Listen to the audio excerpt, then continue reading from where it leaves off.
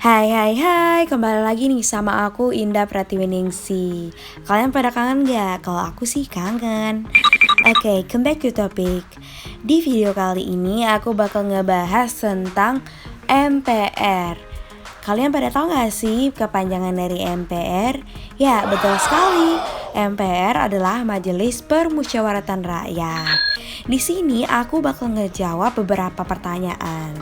Pertanyaan pertama yaitu, mengapa di dalam TAP MPR nomor 20 Romawi garing MPRS garing 1966 menetapkan undang-undang dengan Perpu ke dalam posisi yang sama. Dan sedangkan di TAP MPR nomor 3 Romawi garing MPR garing 2000 menetapkan undang-undang dengan Perpu di posisi yang tidak sejajar. Mengapa pada Undang-Undang Nomor 10 Tahun 2004 menetapkan undang-undang dengan Perpu di dalam kedudukan posisi yang sama lagi? Dan pertanyaan inti yaitu apakah undang-undang dan Perpu sejajar atau hierarkis berdasarkan bentuk dan sifatnya? Buat kalian yang penasaran dengan jawabannya, stay tune dan tetap tonton video ini ya. Let's go! Kedudukan Perpu dalam Peraturan Perundang-undangan. Peraturan pemerintah pengganti undang-undang Perpu disebut dalam pasal 22 ayat 1 Undang-Undang Dasar 1945 yang berbunyi, dalam hal ihwal kegentingan yang memaksa, Presiden berhak menetapkan peraturan pemerintah pengganti undang-undang. Penetapan Perpu yang dilakukan oleh Presiden ini juga tertulis dalam pasal 1 angka 4 Undang-Undang Nomor 12 Tahun 2011 tentang pembentukan peraturan perundang-undangan yang berbunyi, peraturan pemerintah pengganti undang-undang adalah peraturan perundang-undangan yang ditetapkan oleh Presiden dalam hal ihwal kegentingan yang memaksa. Dan penting untuk kita ketahui bahwa letak atau kedudukan Perpu dalam peraturan perundang-undangan dapat dilihat dalam ketentuan pasal 7 ayat 1 Undang-Undang 12/2011 menyatakan bahwa jenis dan hierarki peraturan perundang-undangan terdiri atas 1. Undang-Undang Dasar Negara Republik Indonesia tahun 1945. 2. Ketetapan Majelis Permusyawaratan Rakyat. 3. Undang-undang atau peraturan pemerintah pengganti undang-undang. 4. Peraturan pemerintah.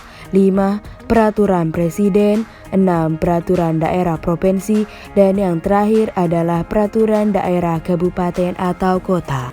Selanjutnya yaitu makna kedudukan Perpu di bawah undang-undang.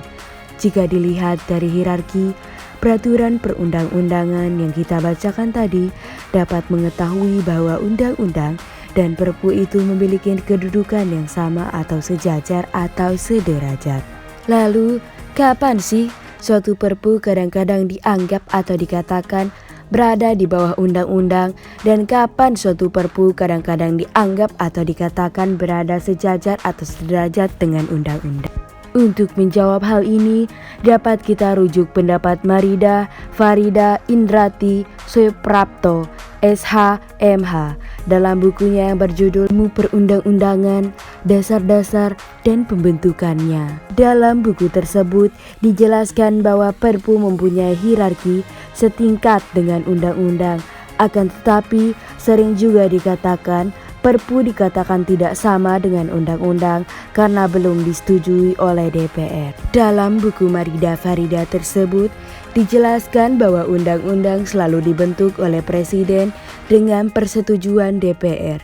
Dalam keadaan normal atau menurut perubahan Undang-Undang Dasar 1945 dibentuk oleh DPR dan disetujui bersama oleh DPR dan Presiden, serta disahkan oleh Presiden, sedangkan Perpu dibentuk oleh Presiden tanpa persetujuan DPR karena adanya suatu hal ihwal kegentingan yang memaksa. Kemudian yang terakhir yaitu makna kedudukan Perpu sejajar atau setingkat dengan undang-undang. bahwa Perpu jangka waktunya terbatas atau sementara, sebab secepat mungkin harus dimintakan persetujuan pada DPR, yaitu pada persidangan berikutnya. Apabila Perpu itu disetujui oleh DPR, akan dijadikan undang-undang. Dan sedangkan apabila Perpu itu tidak disetujui oleh DPR, akan dicabut. Karena itu hierarkinya adalah setingkat dengan undang-undang, sehingga fungsi maupun materi muatan Perpu adalah sama dengan fungsi maupun materi muatan undang-undang. Jadi, saat suatu Perpu telah disetujui oleh DPR dan dijadikan undang-undang, saat itulah biasanya Perpu dipandang memiliki kedudukan sejajar atau setingkat dengan undang-undang. Hal ini disebabkan karena Perpu itu telah disetujui oleh DPR.